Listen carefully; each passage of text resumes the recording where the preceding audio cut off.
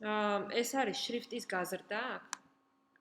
აქედან შეგვიძლია აი მას ჩავკლიკოთ და ისრებით გავადიდოთ და დავაპატარავოთ. მაგრამ არსებობს შორტკატიც, რომელიც ძალიან მარტივია. Shift-ს ვაწვევით და ისრებით ადიხართ, ჩადიხართ, ხო? ამაში რაცა შესული ხარ, მე ადიხარ, ჩადიხარ, ხო? კაი, და ასოებს შორის მანძილი შეგიძლიათ აქედან გაზარდოთ. ნებისმიერი რაღაც ბიჯის თქვათ ან გადაადგილების უტრირება შეგიძლიათ Shift-ით. ანუ თქვათ თუ მარტო ღილაკის დაჭერით პატარა ნაბიჯები აქვს, ხო? Shift-ით ეს ნაბიჯები უფრო იზრდება. დანარჩენი ახლა ამ შემთხვევაში მეტი არაფერი არ გინდათ, რო იყოს ეს, აი თქვათ გვერდზევე გავაკეთებ თქვათ სხვა text box. ეს რო იყოს თქვათ რამოდენიმე წინადადებიანი ტექსტი, ხო? და თქვათ აი ამათ ხაზებს შორის მანძილის შეცვლა თუ გინდათ, აი ამისთვის მონიშნავთ და აი ეს არის მაგისთვის.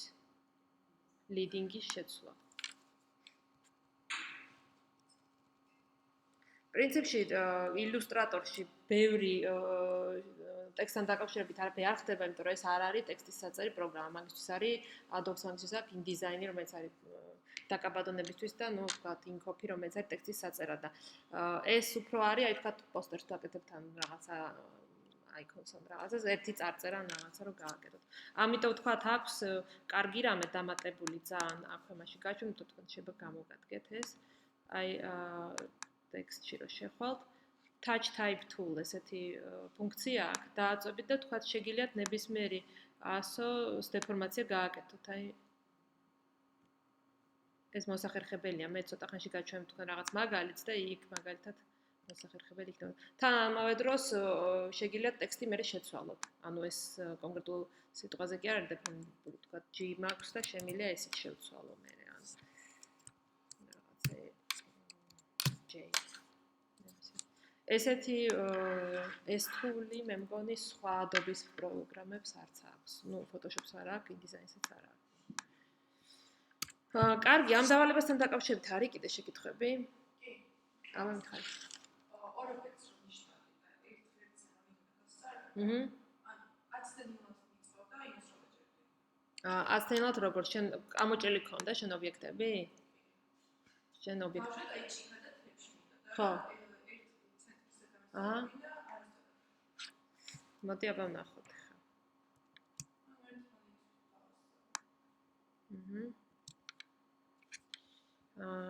ხო, მე აქ სურათი მაქვს, ამიტომ მოდი ვთქვათ ორი ობიექტი ავიღოთ, მოდი ეს ჩავაკროთ ხვიშლის.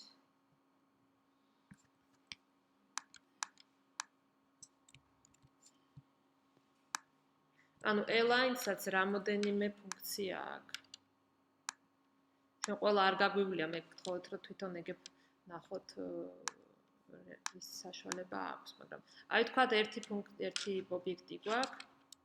Alt-ით დაკოპირება ვიცით, ხო? ობიექტის. ანუ როდესაც გვაქვს მონიშნული V tool, ანუ ეს შავი ის არის, ვაწვევით Alt-ს და ხედავთ ეგრევე ორი ის არის ხდება. და ეს ნიშნავს, რომ შემიძლია დავაკოპირო ეს ობიექტი. ეს პრინციპში Adobe-ში სხვა პროგრამებშიც მეორდება. და როცა გახდა ეს ორი ის არის, მაშინ ჩვეულებრივად ვაკლიკებ და drag-ს ვაკეთებ, ანუ გადამაგ. და აი უკვე ორი ობიექტი მიჩნდება. Shift-ს თუ დავაწვევი, მაშინ სწორხაზოვნად გადამიადგილებს. ანუ აი როგორც pen tool-ში Shift-ს რო ვაწვევით და სწორ ხაზს რო ვავლევთ, დავბრუნდები იმას, მანდ ვარ ახლოს. უბრალოდ ბარემ ამასაც აკიხსნით, იმიტომ რომ ეს მნიშვნელოვანია. აი ის გახდა ხო ორი ის არის და აი შემიძლია Shift-ს რო ვაწვევი, მიხვდებით, რომ აი დადის ხაზზე. თქვათ ესე, დიაგონალზე, ან ამ ხაზზე. და მოსახერხებელი არის ეს. ამიტომ აი თქვათ, თავიდან რომ ვაგებდე რაღაცა ეს ობიექტს, ხო?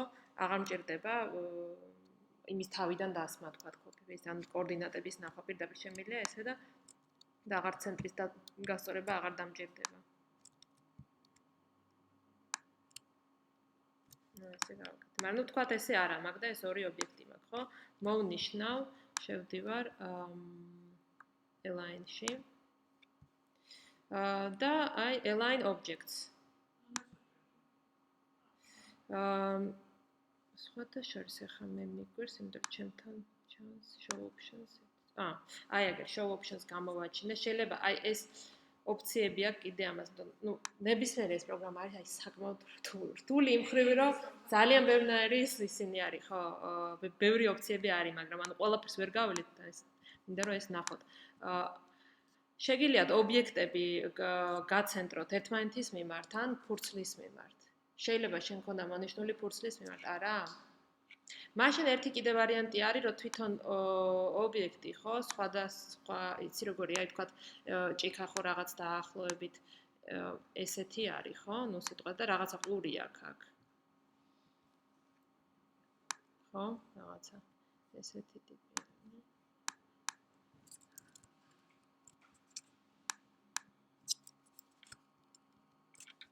და პრინციპში ამის ცენტრი და იმის ცენტრი შეიძლება ვიზუალურად, მოდი შენ ფაილს გავხსნით და მაგის მაგალითზე ვნახოთ.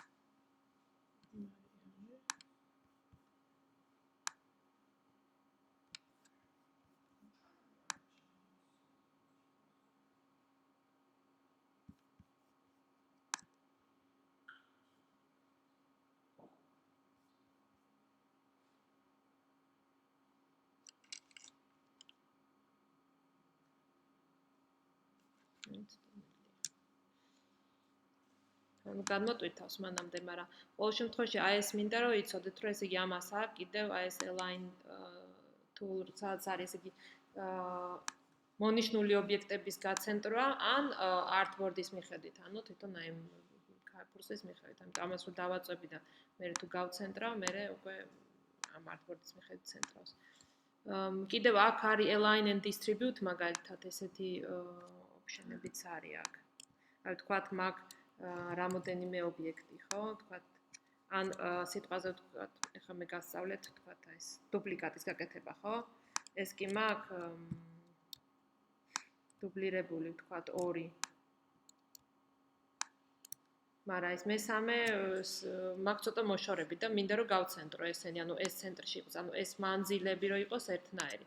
მაშინ მოვნიშნავ და აქ არის ერთი წუთი მგონი ხო, აი ეს horizontal distribute, მაგრამ ეხლა ისევ გვერდი მქონდა მონიშნული, ამიტომ ფურცელზე განალაგა ესენი. და align selection რომ მქონოდა, მაშინ უბრალოდ ამათ შორის შუა კვადრატს გაცენტრავდა ამათ მიმართ. align to selection და distribute და დაждდება ეს შუაში. ეხლა ჩამოიტვირთა შენი ფაილი და ვნახოთ.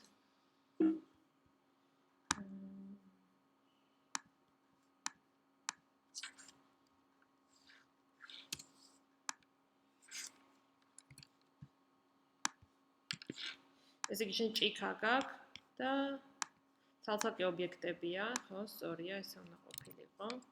და არ იცენტრება, ხო, ამბობ. ანუ თქვათ ეს აქეთ მაქვს. ან ცოტა გავწევ. ოპს. ეს პროგრამა აშკარად არ მინდა. მოვნიშნე, აქ მაქვს ესე იგი align to selection და გავცენტრე. ხო, აი ნახე რა შეასაქმე ახლა ამ ობიექტის ცენტრი არის სადღაც აქ და ამ ობიექტის ცენტრი არის აქ. ანუ ყურის გამო შენ გინდა რომ აი ესენი გაიცენტროს. მაშინ ეს ხელით უნდა გააკეთო, სხვანაირად ამას ვერ გააკეთე. ხო, ეს ობიექტის გამო არის მხოლოდ. ანუ ესეთ რაღაცას ხო მოგიწევს რომ ხელით გაასწორო. ნუ შეგიძლია ეგეთ შემთხვევაში ვთქვათ თუ ძალიან სიზუსტე გჭირდება მარჯინები დასვა, ხო, თვალით თუ არენდობ თვალს და აი ამ ვთქვათ აი ამ ლამბაქის დასვა ამ მარჯინებს და მე ამას გაასწორებ. ნუ მაგათი მგონი ეს გასაგებია, ხო? ხო კიდე რამე შეკითხები ხო არ არის ამ დავალებასთან დაკავშირებით. ხო, იმიტომ რომ ნუ მე და მე ცოტა გართულდება და მნიშვნელოვანია რომ ყოფილი გესწავლოთ.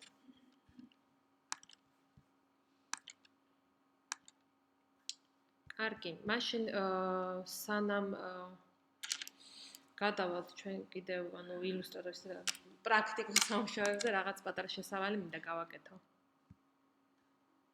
თან რაღაცა ისეთი რომ საინტერესო იყოს და ისიც რა ქვია. ცოტა კრეატიულიც გახდება, იმიტომ მე დავალებას გამოგცემთ, საათმოთ თქვენ თვითონაც მოიფიქროთ რა გააკეთოთ, იმიტომ რომ არ ვიცი, ბევრს მაინც ფოტოშოპი მოწონს ხოლმე და გონია რომ უფრო კრეატიულია, მაგრამ ეს ისეთი მომენტია, ანუ ეს არის მხოლოდ ხელსაწყო, ხო თქვა, სუპს ვერ შეჭამ დანით და დესერტს ვერ შეჭამ სუპის კოლზით. ანუ აი ყველა ხელსაწყოს ხელსაწყოს ჭირდება თავის იმას.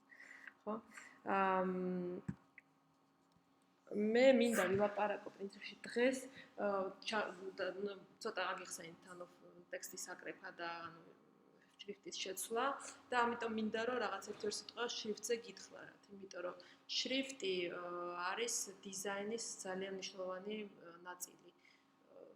ფაქტიურად შემადგენელი ნაწილია, ხო? ანუ ფერი, ფორმა, აი მაგაში შედის შრიფტიც, ხო? საინტერესო შრიფტი ყოველთვის ძალიან მნიშვნელოვანს ნამუშევარს. ქართულში ძალიან ბევრი ნიმუში ამის არ აქვს, თუმცა ეს სანდრო ასათიანს ძალიან საინტერესო ნამუშევრები აქვს. ზოგადად გეტყვით, აი როგორი შრიფტის ნამუშევრები აქვს. ხო, ძალიან საინტერესოა. ამიტომ აი ეს შრიფტი არის ძალიან მნიშვნელოვანი. მაგალითად, აი შტეფან ზაგემაისტერი, მე ლინკებსაც მოგცემთ, არის ეგეთი დიზაინერი, რომელიც მინდა ავწევთ, რომ იცოდეთ. ის ძალიან ფართოდ იყენებს სწორედ შრიფტს დიზაინში. ეს ლურიდის ალბომი იყო და იმის კავერი გააკეთა. და ძალიან ხშირად იყენებს ყველას ამ ტაიპოგრაფის თავის ხეულზეც იწერს. და საინტერესოა. კარგი, შრიფტი მოკლედ ძალიან ცალკე სფეროა და ხა მე ეს ძალიან არ ჩავღმავდები, რა თქმა უნდა, ბოლოს ძირითადად რო იცოდეთ, რაღაც 4 ტიპად შეგვიძლია ესე დავყოთ. ესე იგი, ეს არის სერიფი, სანსერიფი, სკრიპტი და დეკორატიული. ხა ახსნით ცალკე ამას რას ნიშნავს. წარმომავლობასაც არ ჩავღმავდები, ხა უბრალოდ დაიმახსოვრეთ, რომ არის ესე იგი სერიფი ფონტი, რომელიც თქვენ სისტემაშიც გიარდით, Times-ის ტიპის ფონტები. აი ამ პატარა იმებს დეტალებს ეძახიან სერიფებს. ნუ აქვს ვიზუალური ისიც, რა ქვია, მაგას მნიშვნელობაც, იმიტომ რომ ამბობენ, რომ აი კითხვის დროს ეს თვალს ეხმარება, აი დიდი ტექსტი, როდესაც არის მაგის დასაკითხად. და არსებობს sans serif font. პრინციპში ადვილი დასამახსოვრებელი, იმიტომ რომ sans ფრანგული სიტყვა და ნიშნავს, რომ აი serif-ის გარეშე. ანუ აი ესეთი მარტივი ფონტები, Arial-ი, Helvetica. მარტივი რას ნიშნავს? ანუ ვიზუალურად აი ესეთი გამარტივებული ფონტები. ამ ორივე ტიპის ფონტს გამოიყენებენ როგორც წარწერებისთვის, ასევე ძირითადი ტექსტებისთვის. და ანუ აი ეს ძირითადი, თორე ნუ ახლა ძალიან რო გაშალო იქ სხვა ისინიც არის, განშტოებები. Script type styles, ანუ იგივე ხელნაწერი შრიფტები და decorative, ანუ დეკორატიული. აი ხა script-ი და decorative არის ძირითადად წარწერებისთვის გამოსაყენებელი ფონტები, ეგ ამით არის წერება მთელი ტექსტები. ან თქვა საბავშვო წიგნები არის ხოლმე, აი სანდროს აქვს დეკორატიული შრიფტები გაკეთებული და საბავშვო წიგნებისთვის ეს რა თქმა უნდა ძალიან ვერ სახალისო გამოდის, მაგრამ ახლა თქვა ძალიან გრძელ ტექსტს ამით ჟურნალში დავუშვათ სტატიას ვერ გამოაქვეყნებ თავისთავად. ამიტომ მე ამ პრეზენტაციას ჩაგიგდებთ, ამიტომ მე შეგიძლიათ ჩახედოთ, ანუ ფონტზე თუ უფრო ღრმად დაგაინტერესებთ, მე უკვე მაგაზეც ალგი ალბათ. ჯობია წაიკითხოთ. მე მინდა მოგიყვეთ ერთ დიზაინერზე ასევე უცებ მოკლედ, მაქსიმალურად პოლა შერი არის ესეთი ქალი დიზაინერი, პენტაგრამის შეფია თან ამავე დროს და ამ პოლაზე იმიტომ მინდა გითხრათ, რომ ეს სწორედ ეგეც ძალიან ბევრ ექსპერიმენტებს აკეთებდა, ეხლაც აკეთებს ამ ფონტთან დაკავშირებით და ბაუჰაუზი ვახსენე წინაზე და სწორედ აი მაგის გარშემოც აქვს ეს 70-იან წლებში აქ გაკეთებული აი ესეთი პოსტერები და სხვათა შორის მე ვახსენე რომ ვისაც არ გაქვთ ხატული განათლება, კარგი იქნება თუ ანუ გაიცნობით და რაღაცას გაიგებთ, მაგრამ სწორედ აი პოლას თავის ინტერვიუში ესე ამბობდა რომ როდესაც იყო ახალგაზრდა და როცა ამას იწყებდა, არ იცოდა ბევრი სტილის შესახებ და მიმდინარეობის შესახებ და ამიტომ გაბედული ვიყავიო და ვაკეთებდი ექსპერიმენტებს. ხშირად ძალიან სისულელებს ვაკეთებდიო, მაგალითად, არტ-ნუვოს ურევდა მოდერნს და ნებისმიერ ამ ტიპოგრაფიას ურევდა ერთმანეთში. და ამის მიზეზი მხოლოდ ერთი იყო ის, რომ მე ვერ ვიტანდი ჰელვეტიკას. ჰელვეტიკა იცით ხო ესეთი შრიფტი და ყველაფერს აკეთებდა, ოღონდ ჰელვეტიკა არ ყოფილიყო და მე ამის გამო ჯილდოც მიიღო, იმიტომ რომ ესეთი ექსპერიმენტული იმისთვის და თან საინტერესოა იმით, რომ ამ ფონდს იყენებს დღესაც არქიტექტურაშიც და აი მაგალითად ფასადი აქვს ერთი გაკეთებული ნიუ-იორკში, სადაც სულ წარწერებით არის წარწერებია დატანილი და შიგნითაც ინტერიერში აკეთებს. ეხლა დღეს რას აკეთებს პოლამ გააკეთა სულ ცოტა ხნის წინ ნიუ-იორკში პარსონს სკოლის რებრენდინგი და რითი არის საინტერესო და რატომ მოვიყვანე ეგ მაგალითად, იმიტომ რომ მან გამოიგონა ესეთი ახალი შრიფტი, სადაც თითო სამი ტიპის სიმბოლო არის შესული.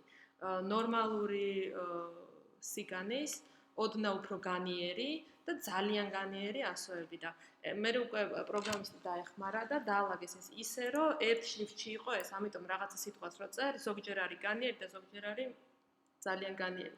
და რითი არის ახლა ეს ძალიან საინტერესო, იმიტომ რომ ვიზუალურად ვიღაცას რაღაცა მოწონს, ვიღაცას არ მოწონს, მაგრამ თავარი ამის ამოცანა იყო ის, რომ ამ პარსონის სკოლას აქვს სხვადასხვა დეპარტამენტი ნიუ-იორკში გაბნეული.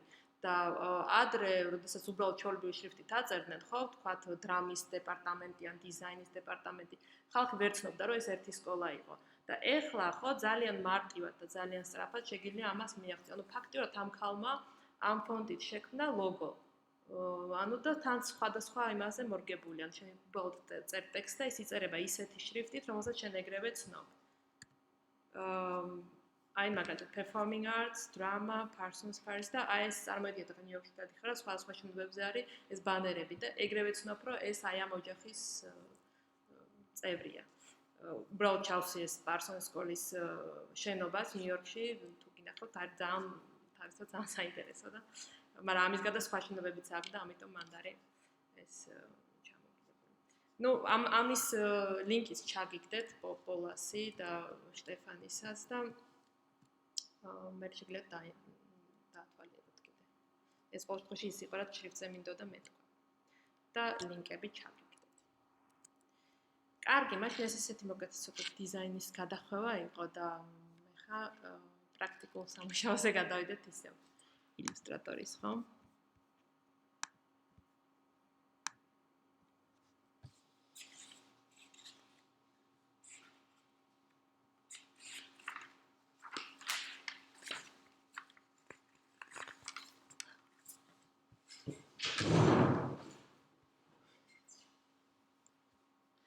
კაი, დღეს ესე იგი მე მაშინ და უბრალოდ ახალი გვერდი შექმენით.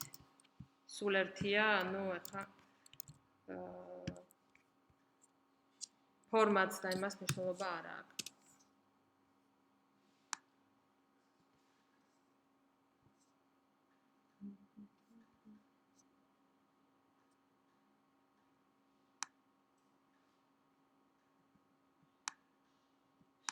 ამოჭრა გქონდა ჩვენ წინა ლექციაზე. და კიდე ერთი ამოჭრის ტექნიკა მინდა რომ გასწავლოთ, იმიტომ რომ ძალიან ხშირად უფრო მარტივია. და ეს სხვათაშორის მე მგონი ახალი, შედარებით ახალი დამატებულია ყოველ შემთხვევაში. აი მაგალითად მაქვს ორი წრე, ხო?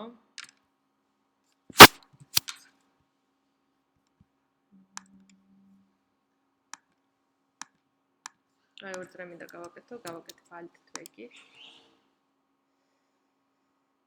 და მინდა დავხატო ნახევარ მთვარებს და ახლა ახალი მთვარე მინდა რომ დავხატო. ხო, იმაში გავაკეთებდით ესე align-ში, ხო? გერდა Pathfinder-ში იცით როგორ გავაკეთებ, აღარ გავემეორებ მაგას, მაგრამ არის კიდევ ესეთი ხელსაწყო, რომელსაც ქვია shape builder tool. აი. ნახეთ, shape builder tool არის ესეთი. ნახეთ რომ გადავდივარ ამ ფორმებზე, თვითონ მაჩვენებს რომელი შეუძლია რომ ამოჭრას. აი ხა ამას რომ დავავლო პირდაპირ ამომიჭრის, ამასაც ამომიჭრის. ამ შემთხვევაში მე მინდა აი ეს ნაწილი მარტო რომ დარჩეს. ამას პირდაპირ აქ დავაწვევი და drags გავაკეთებ, ანუ გავაჩოჩებ და ამას მომიჭრის. ეხლა ეს არის ორი დამოუკიდებელი ობიექტი. ეს შემიძლია გადავაგდო და ნახევრად არ მჭირდებოდა და დავიტოვე.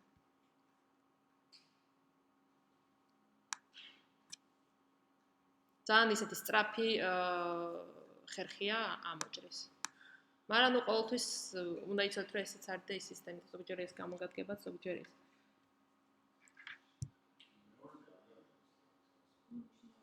როგორ? ხო.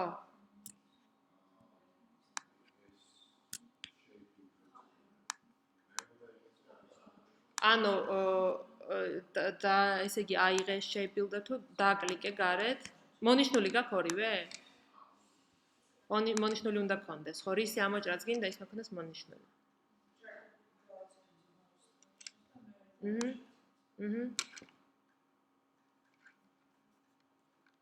ხო, მონიშნა როგორც წესი, ანუ ამ პროგრამაში მნიშვნელოვანია. კიდე არის ერთი ხელსაწყო, ოღონდ ეს არის ну, ისეთი, ანუ საკმაოდ უზუსტო, თუ თქვა ნამდვილად იცით, რომ ეს არის საშლელი ჩვეულებრივი, როგორც საშლელი არის ხოლმე, ხო? ანუ ძალიან ზუსტად ესე ვერ მოჭრით, მაგრამ თუ იცით, რომ დავუშვათ უხეშად აი ეს ნაწილი არ გჭირდებათ, შეგიძლიათ ესე წაშალოთ. რაღაცა და აი ფიგურა წაიშლება და ნებისმიერი ხელსაწყოს გადიდება და გაზრდა გასწავლეთ, არის აი ეს კუთხოვანი ბრჭყილები რო არის. აი მაგის გამოყენებით, ანუ მარჯვენა აზრდის და მარცხენა აპატარაებს. ეს ნებისმიერ ხელსაწყოზეა ილუსტრატორშიც და ფოტოშოპშიც.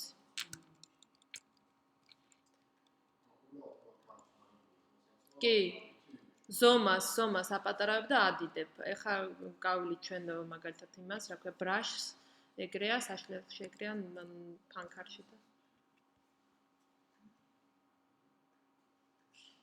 მონიშნული გაქვს, ხო? თული და მე აწვევი. იცით, თუ რამე არ გესმით, ჯობია მე მკითხოთ, რომ იმიტომ შეიძლება სხვასაც არ ესმოდეთ და აუხსნი მაგათ ჯობია აქედან.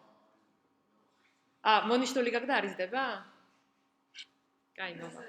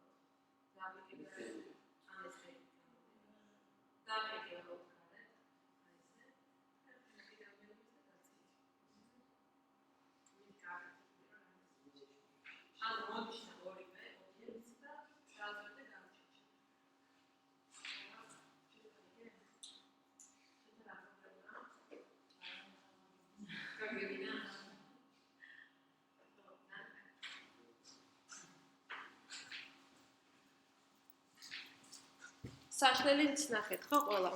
იქ საშლელიც შეგვიძლია გავადიდოთ და დავაპატარავოთ და ამით შლით რაღაცა ობიექტს.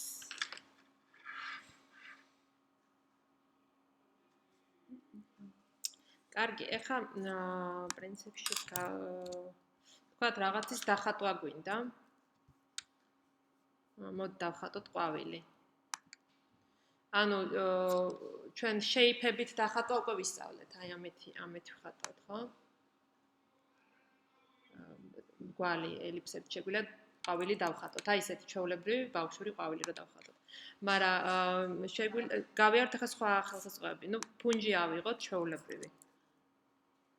აი ეს paintbrush tool, ანუ ბიაკ shortcut-ი. და მოდი ეს დავხატოთ, აი.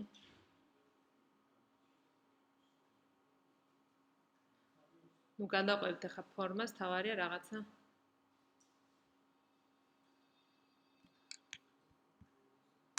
აი ეს ყვავილი გამოვიდა მე.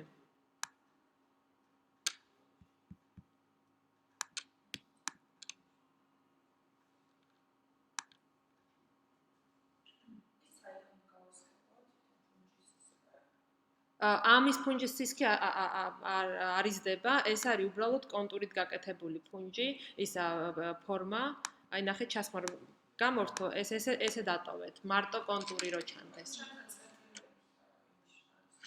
რა რთული გაქვს მონიშნული? ან შეიძლება შენ რა გაკეთე? ეს არის თვითონ კონტურით ხატვა, ნახე stroke-ია, ზემოთ რო ახედავ stroke-ის ზომას ვაყენებთ. და ეს თვითონ stroke-ის ტიპს და uniform არის სწორი რო იყოს და შეიძლება შენ სხვანაირი stroke-ი გაქვს აქედან არჩეული. შეიძლება წერტილებიანი.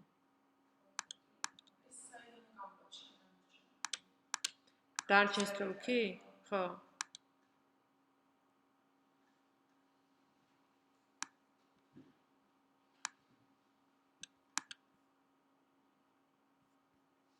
კარგი. ეხლა მინდა რომ დავხატოთ ისევ იგივე ყვავილი, ოღონდ blob brush tool არის ესეთი. და აი ამას თუ ავარჩევთ, აი ამას აქვს გადიდება და დაპატარავება. ეხლა დახატეთ იგივე და ხო. ეს იცი როგორი ფუნჯია, აი paintbrush-ი რო იყო რაღაც პირველი დამარტივი პროგრამა PC-ს რომ მოყვებოდა, აი მან დრო paintbrush-ი, აი ეგეთი ტიპის ბრაში არის ეს. ამით რო ხატავთ, პირდაპირ შეგიძლიათ გააკეთოთ ჩასხმაც. ანუ ეს არის მე მთელი ობიექტი. ამას შეგიძლიათ ცალკე გავუკეთო კონტური, შეგიძლია გავუკეთო ჩასხმა და ეხა ეს ხომ აქ მაგალითად ეხა ცოტა უშნო ის გამივიდა. თავიდან დავხატო, აი აქ ყვავილი. აი ეს ყვავილი დავხატე და ჩვეულებრივად აი ეს ზომა, ფუნჯის ზომა შემიძლია გავადიდო და დავაპატარავ ამ ბრეკეტებით. შემიძლია ამაში ფერი ჩავასხა ისევ ბრაშიც ხატვით. ანუ ეს მე unites თვითონ აი რასაც ვაკეთებთ იმაში Pathfinder-ში, ამას თვითონ გააკეთებს. ანუ პირდაპირ ზემოდანვე დავახატავ ამას. აი შევავსებ ამ ფონს.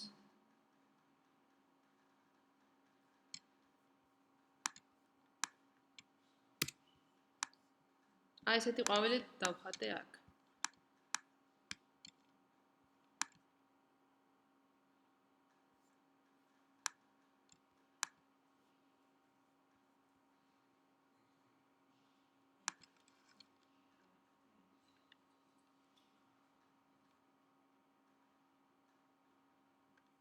ეხლა რა არის ძირითადი განსხვავება ამათ შორის?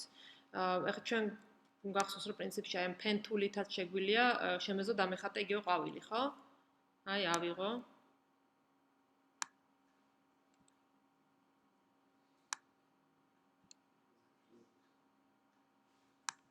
და მოდი ეხლა თქვათ მარტო ერთ იმას დავუხატავ. ან მოდი ეხლა ერთ ხაზს გავავლებ უბრალოდ.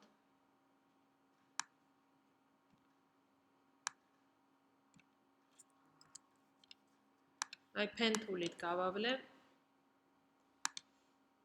ერთი ხაზი. stroke ზომას უცლით ზევით, ეს იცით, ხო? შემიძლია გავასქელო, შემიძლია დავაპატარავ. და ამავდროულად ამ stroke-ებს აქვს ძალიან ბევრნაირი ფუნჯის ტიპი, რომელიც შეგვიძლია ავარჩიოთ აქ window brushes. ჩემთან უნდა სადღაც აი აქ ჩანს. თუ თქვენთან არ ჩანს window brushes უნდა არჩიოთ.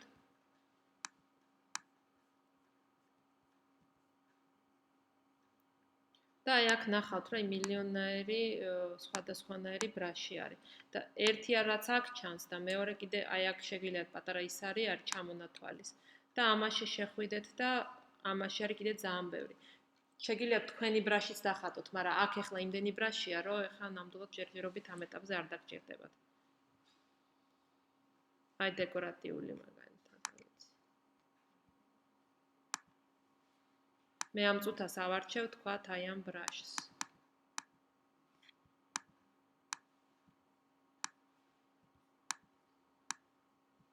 ეხლა რა განსხვავება არის? უბრალოდ strokes რომელსაც დავუშვათ აი ამით ვაკეთებ, ხო?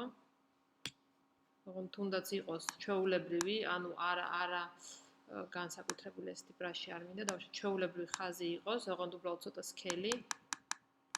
მოდით სხვა რაღაცებს დავუშვათ, რა. ეს იყოს.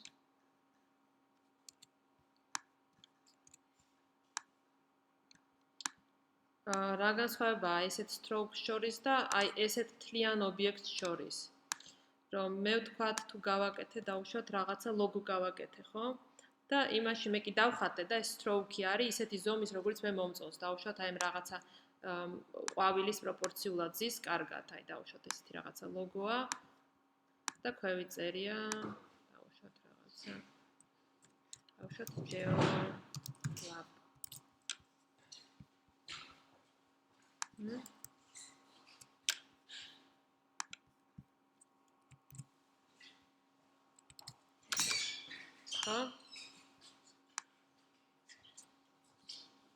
აი ნუ პირობითად ვთქვათ, რომ ეს არის ლოგო.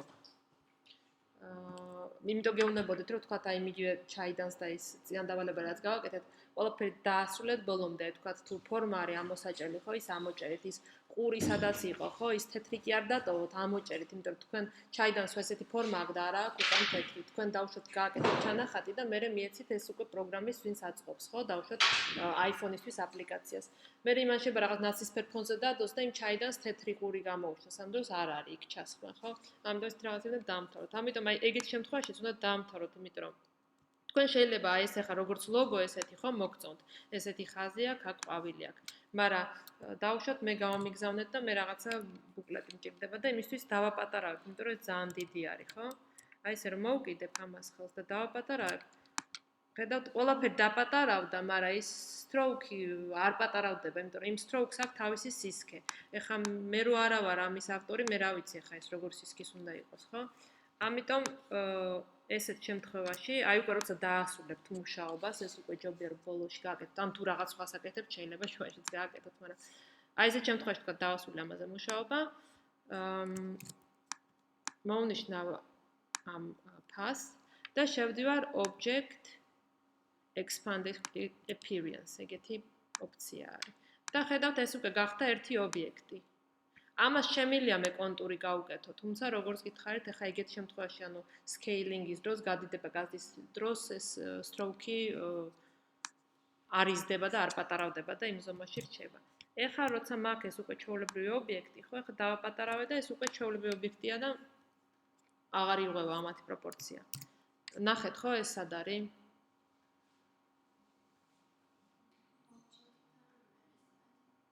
Object და მერე expand appearance უნდა ვიცი. ახლა ამასაც თუ მივცემ expands, მაშინ ეს თლიანი ობიექტი გახდება.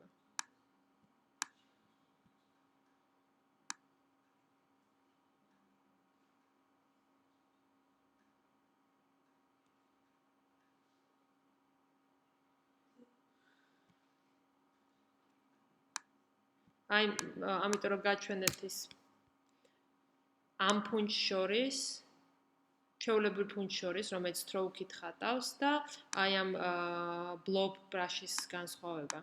ესე იგი, აი დავუშვათ რაღაცა ხატავ, არ ვიცი, მე უბრალოდ მინდა რომ რაღაც ფერი ჩავასხა და აი ესე, ნუ წვალობ რაღაცა, მინდა რომ გავადიდო და ну აი ესე გავაფერადე და მე ვიფიქრე რომ აქ თეთრები ჩანს და მაშინ მოდით რას ვიზავ ხა აქ მაშინ გავზდი ამ კონტურს და აი შეივსო პრინციპში ხო?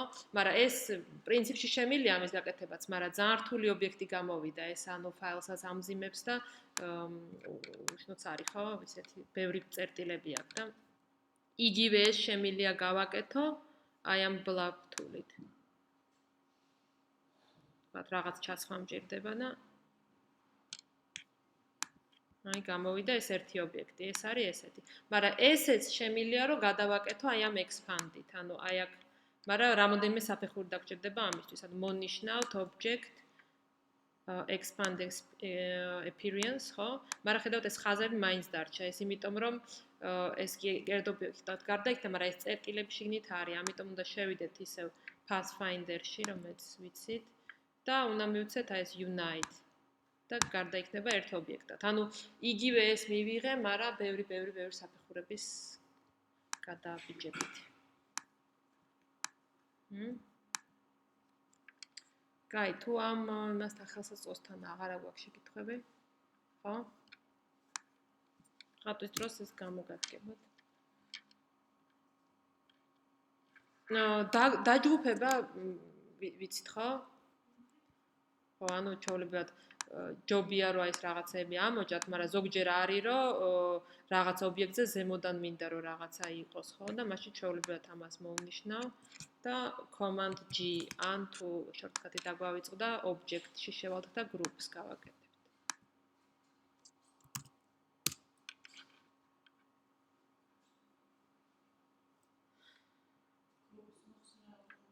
ვისი?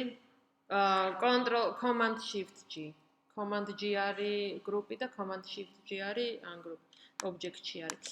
ეს რაღაცა shortcut-ები არის კიდევაც ახლა გაჩვენებთ მარჯვენა კნოპკას თუ დავაწვევით.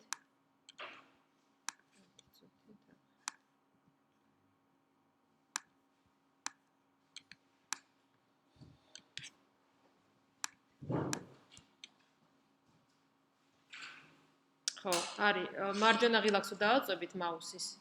აი group არის აქაც.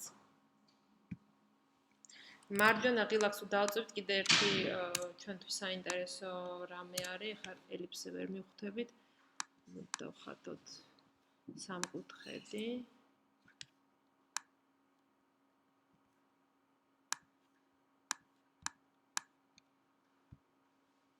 და მარჯვენა ღილაკს თუ დავაწვევით არის transform reflect. და დავუშვათ აი ამის ამოტრიალება თუ გჭირდება. აქვე შეგვიძლიათ preview ჩავართოთ და დავინახავთ რომ ამას ატრიალებს. ან თქვათ ვერტიკალურად. შეგვიძლია copy-ც გავაკეთოთ, ანუ ორივე გვექნება. ობიექტის მოგრუნება. აი. იმიტომ რომ დავუშვათ ჩაიდინის შემთხვევაში შეიძლება დახატოთ მხოლოდ ერთი მხარე ჯერ. ჩაიდანზე არ ალბათ აი ვაზაზე მაგალითად ჯერ ერთი მხარე და მე იმას დააკოპირებთ, რეფლექტს გააკეთებ და უკვე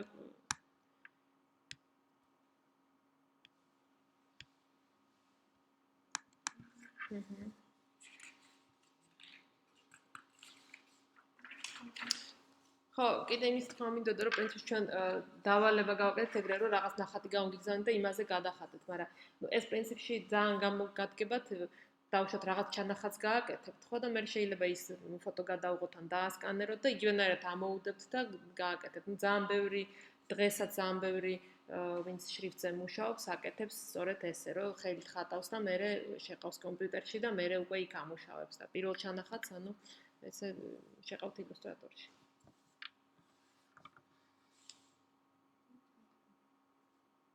კაი, მოდი დავისვენოთ ახლა და მე გავიაროთ ფერები.